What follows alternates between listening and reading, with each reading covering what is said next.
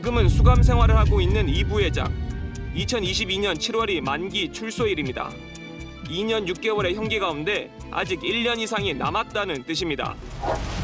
그럼에도 법정 구속 직후부터 나오기 시작한 사면론 기사는 갈수록 강도가 높아지고 있습니다. 초기엔 사면 가능성을 점치는 기사였다면 이젠 사면을 촉구하는 기사로 이어지고 있습니다. 이 말 쓰기가 좀 싫은데 이제 용비 어청 같아요. 그러니까 이게 언론이 보도가 많아도 너무나 많습니다. 이게 이제 아젠다 세팅이라는 건데 보도가 이렇게 굉장히 많으면 대중이 이제 뭔가 가치 판단을 하기 전에 이게 굉장히 중요한 사안이구나라고 생각하기 시작하잖아요. 그래서 언론이 가장 하지 않는 것 중에 하나가 이재용 회장이 어떤 죄를 지었는지 그게 얼마나 심각한지 2년 6개월이란 게 얼마나 무겁게 받아들여야 되는 건지 네. 경제사범 이런 것들에 대해서 정확하게 규정을 안 해줘요. 그러니까 그 부분에 있어서 정확하지 않으니까 그냥 이렇게 또 뭐 사면해야지라고 이제 그 판단이 좀 드는 겁니다. 제목부터 신박합니다. 제목이 반도체를 사면하라예요. 이재용 부회장이 반도체랑 같은 존재가 된 겁니다. 그랬네요. 1597년 봄 전쟁 중에 이순신 장군은 서울로 압송됐다. 본인은 기사 안에서 이재용 부회장과 이순신 장군을 동일하게 놓을 의도가 없다라고 얘기하는데 기사 내용을 보면 동일하게 놓고 있어요. 네. 세계 반도체 전쟁이 있고 이재용 부회장이 우리의 장수다 이런 표현들을 하고 있거든요. 그 논리를 읽어보면 일반인들 입장에서 굉장히 쉬워요. 이게 이제 무서운 3단 노법인데 한국이 큰일 났다, 망할 것 같다. 근데 반도체가 책임을 져야 될 것 같은데 반도체 대표가 누구냐, 이재용 회장이다. 그럼 그 다음 뭐겠어요? 이재용이 한국을 살릴 것 같다라고 얘기를 하는 겁니다. 이게 이제 휴리스틱스라고 하는 거지 않습니까? 그래서 기본적인 많은 정보가 없으면 사람들은 그렇게 판단합니다. 감옥에 있으니까 이 사람 약자인 거예요. 그리고 정부는 강자고 이제 째째하게 굴지 말고 좀 풀어줘라 라고 얘기를 하는 겁니다. 그 상황이 혹시 기시감 들지 않으십니까? 예전에 이건희 회장 때 네. 비슷했죠. 예. 네, 맞아요. 그 선친이신 이건희 회장과 관련된 그 기사를 찾아보시면 제가 거짓말하는 게 아니라 그 단어를 한번 바꿔보세요. 그 당시에는 평창 동계올림픽이라고 써 있었고요. 지금은 이제 반도체입니다. 네네. 그런데 똑같이 어쨌든 궁극적인 목적은 경제를 살려야 된다라는 거였고요. 그러니까 이런 상황들을 보면 그 얘기가 나오는 겁니다. 사면도 세습이냐? 라고 얘기를 하는 거예요.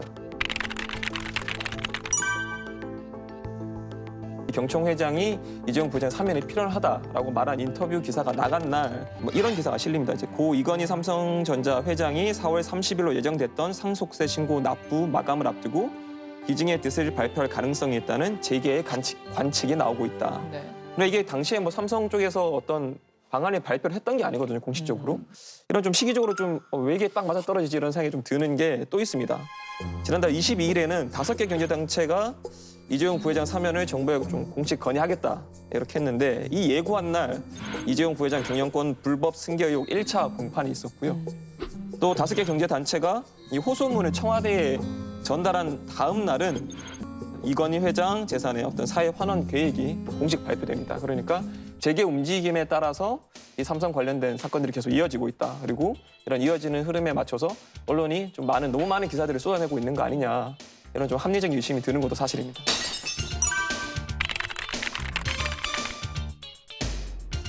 정확하게 보면 여기 헤드라인에도 뭐 60%가 사회 환원이라고 그러는데 사회 환원이 아니잖아요. 세금 내는 겁니다. 지금 시청자분들도 그렇고 저도 그렇고 사회자분도 그렇고 다 마찬가지잖아요. 세금을 내는 걸 사회 환원이라고 하지 않습니다. 그러면 지금 5월 달인데 그 소득세 신고 달이잖아요. 그럼 우리가 사회 환원의 달이라고 부릅니까? 그렇지 않지 않습니까? 그런데 5월은 사회 환원이다. 그러니까요. 그런데 왜 이런 부분에 있어서 분명히 그러지 않겠다고 얘기를 해서 개혁 부르짖던 그런 언론들이 왜 삼성에 있어서만큼은 자꾸만 그렇게 잣대를 들이대는지 그 부분에 있어서 이건 정의의 문제가 아닌가 싶습니다.